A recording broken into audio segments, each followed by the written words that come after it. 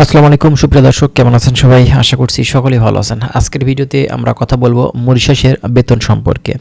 বাংলাদেশ থেকে একজন প্রবাসী যদি মরিশাসে যায়, সেক্ষেত্রে সে কেমন টাকা ইনকাম করতে পারে এই মরিশাস দেশটিতে। আপনি যদি বাংলাদেশ থেকে এই মরিশাসে যান, সেক্ষেত্রে কেমন ইনকাম করতে পারবেন নতুন অবস্থাতে।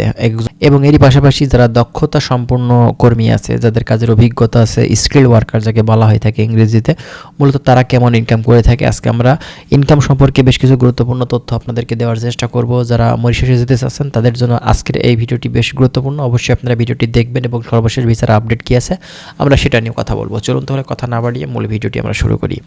ফার্স্ট অফ অল আপনাদেরকে বলি, মরিশাস দেশটি ভালো একটি কান্ট্রি। দীর্ঘদিন ধরে আসলে এই দেশটি বন্ধ ছিল, বিদায় কিন্তু আমরা এই দেশটিতে ঢুকতে পারছিলাম না। কিন্তু রিসেন্টলি এখন মরিশাসের যে আপডেট পাওয়া যাচ্ছে সেটা কিন্তু খুবই ভালো দিক, কারণ আমরা এই দেশটিতে কিন্তু পুনরায় আবারও কিন্তু ঢোকার সুযোগ পাচ্ছি।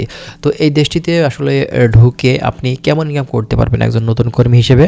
দেখেন, আপনি যদি নতুন এই দেশে ঢোকেন, সেক্ষেত্রে কিন্তু মরিশাস রুপি আপনি দেখা যাবে যে 17,000 প্লাস সেখান থেকে আপনি ইনকাম করতে পারবেন। এখন বাংলাদেশি টাকাতে দেখা যাবে যে প্রায় 40,000 টাকার কাছাকাছি। একজন নতুন কর্মী, আপনার কাজ জানে না, ভাষা জানে না, কোনো কিছুই বুঝে না, সেই কর্মী কিন্তু সেখান থেকে প্রায় 40,000 টাকার কাছাকাছি ইনকাম করবে। যে কাজ জানে, যার কাজের অভিজ্ঞতা আছে, তার হিসাব নিকাশ আলাদা। কারণ আপনি কাজ জেনে যাচ্ছেন দক্ষ কর্মী হিসেবে, আপনার তো ভাই ইনকাম বেশি হবে, এটা তো স্বাভাবিক ব্যাপার। তো বেসিক স্যালারি দেখা যাবে যে প্রায় 22,000 টাকার কাছাকাছি, 22,000 রুপি, টাকা না রুপি, ঠিক আছে, মরিশাস রুপি। তো সেক্ষেত্রে দেখা যায় প্রায় আপনার 50 থেকে 60,000 টাকার কাছাকাছি কিন্তু চলে আসে। তো এই অ্যামাউন্ট, এটা কিন্তু ভালো একটা অ্যামাউন্ট। তবে অবশ্যই যারা বাইরে যাবেন, মরিশাসে যাবেন, আপনারা কাজ শিখে যাবেন। কাজ শিখে যদি যেতে পারেন, সেক্ষেত্রে কিন্তু আপনাদের জন্য এই দেশটি ভালো একটি দেশ হবে, কারণ কম খরচে আপনি বেশি ইনকাম এখান থেকে করতে পারবেন।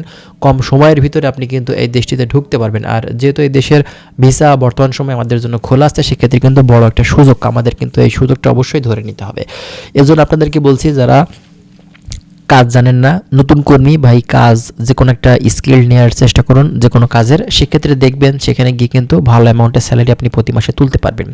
তো মরিশাস আসলে দেশটি আমি বলবো যে ইতিপূর্বে যারা সেখানে গেছে, সেখানে এতদিন ধরে থেকেছে, কাজ করছে, তারা কিন্তু মরিশাস সম্পর্কে জানে। আসলে যারা মরিশাস থেকে অনেকেই ব্যাক চলে আসছিল, তো সেই কর্মীগুলো কিন্তু পুনরায় আবারও নতুন করে যাওয়ার জন্য চেষ্টা করছে। তাহলে কেন তারা চেষ্টা করছে চলে আসার পরেও? এর কারণ হচ্ছে মরিশাস দেশটি অনেক ভালো কান্ট্রি, এখান থেকে ভালো ইনকাম করা যায়, ভালোভাবে থাকা যায়, বাংলাদেশিরা বেশ সুন্দরভাবে সেখানে জীবনযাপন করতে পারে। সেজন্যই কিন্তু মরিশাসের মূলত আসলে যাওয়ার চাহিদা অনেক বেশি।